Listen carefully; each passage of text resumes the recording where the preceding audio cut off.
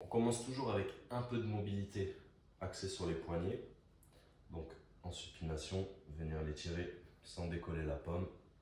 Je fais ça sur la gauche, sur la droite, je peux faire les deux en même temps aussi. Plus je vais prendre de distance entre le poignet et les genoux, plus ça va être dur et je cherche à venir coller les fesses sur les talons sans que ça décolle. Dans l'autre sens, on met complètement la paume de la main, enfin l'inverse de la paume de la main, le dos de la main en contact avec le sol et on vient chercher, sans décoller les poignets, pareil, à ramener les épaules vers l'arrière en gardant les bras tendus. Je peux aller chercher différentes inclinaisons de l'avant-bras, différentes rotations du bras, pardon, vers l'extérieur, vers l'intérieur. Ensuite, même chose vers le côté, même chose vers l'intérieur, et même chose vers l'avant. Attention, là, on essaye, pour amplifier l'étirement, de faire une rotation externe du coude. Ensuite, venir poser le poing, donc les phalanges, contre le sol, venir tendre le bras, incliner l'épaule en direction du sol et aller chercher à mettre l'épaule en contact avec le sol sans pour autant aller chercher avec le torse. Okay, on essaye d'aller à l'opposé avec l'épaule opposée et de venir poser l'épaule. Ensuite, les deux mains à plat, bien devant moi, bien large.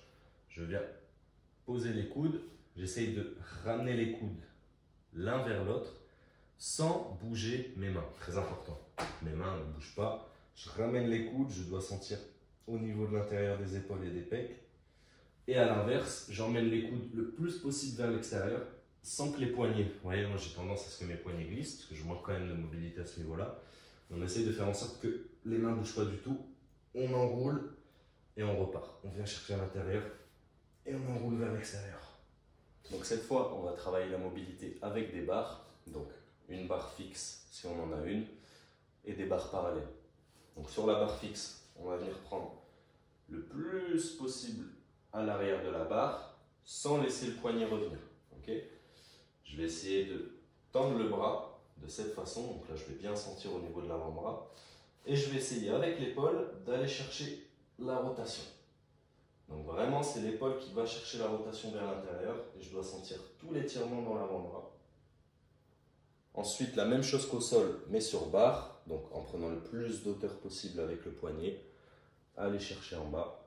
Pareil, je dois bien le sentir dans les pecs et au niveau du poignet aussi. Ensuite, avec les deux mains en supination, aller chercher à abaisser les épaules pour enfin les propulser vers l'avant.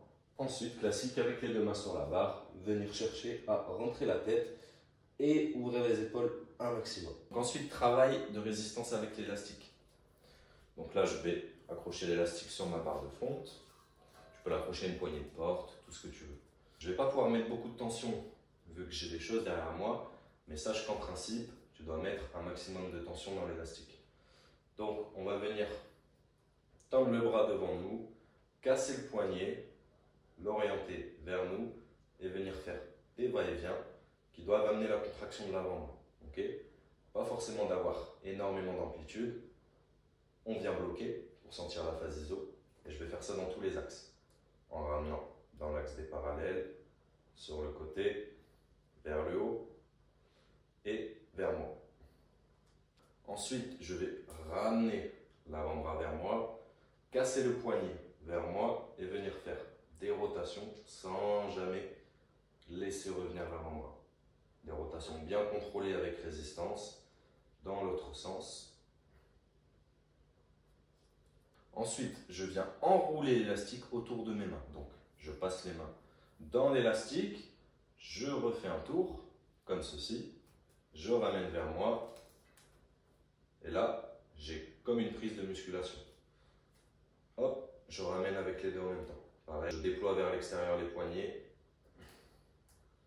Toujours, je viens faire des phases isométriques sur la fin. Hop, s'il s'en va, on le remet.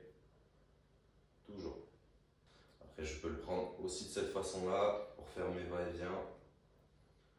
Enfin bref, tu l'auras compris, l'intérêt de l'élastique est que tu peux travailler avec tes poignets et tes avant-bras dans toutes les amplitudes. Peu importe où tu es, pas besoin nécessairement de poids. C'est pas mal de le faire de temps en temps parce que ça peut ajouter un autre type de résistance, mais n'oublie pas que l'élastique est l'un de tes meilleurs amis.